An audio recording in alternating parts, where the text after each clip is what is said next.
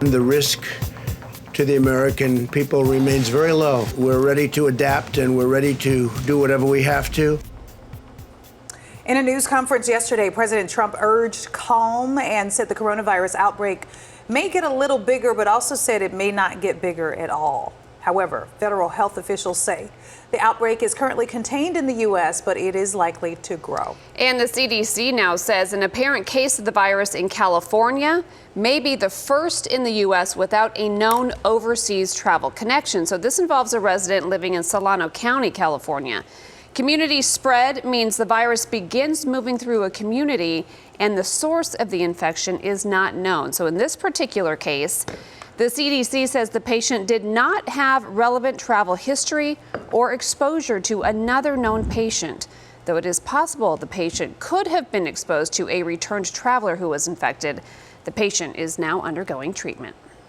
The CDC says there are now 60 people with this virus in the U.S. Airlines and airports are doing their part right now to help stop the spread. Hawaiian Airlines is suspending flights to South Korea through April due to a spike in coronaviruses there. And LAX is thoroughly cleaning public areas at least once an hour, it says. Erin is live at Sky Harbor Airport this morning with more on how airlines here are reacting to the virus and the concerns, as well as Sky Harbor. Good morning.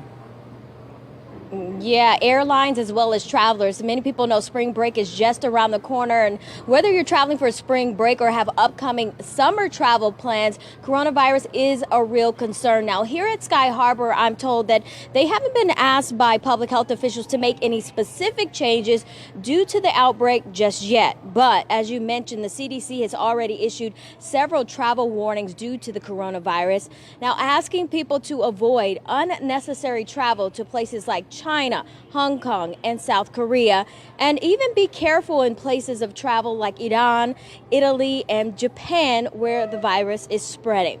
Now, we did speak to a travel agent to find out really what your best options would be if you plan to travel and suddenly have to cancel.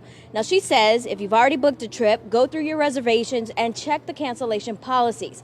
If you buy traveler's insurance, make sure that you get the cancel for any reason policy. And some people are already taking advantage of this. And he was a little bit concerned about getting on the plane with everybody else. I've had another couple that are scheduled to go to France in May. France borders Italy. So as you can imagine, with the spread of the coronavirus, travelers just want to be aware, want to know how they can keep themselves healthy and safe. Now, if you are concerned about a particular destination, you can actually go to the CDC's website, type in that location, and they'll give you recommendations about whether or not that you should travel there. But we actually did check in with several airlines to find out how they are keeping people safe, keeping the planes clean. I have more on that coming up in the next hour. Reporting live at Sky Harbor, I'm Erin LeBeau for Arizona's Family.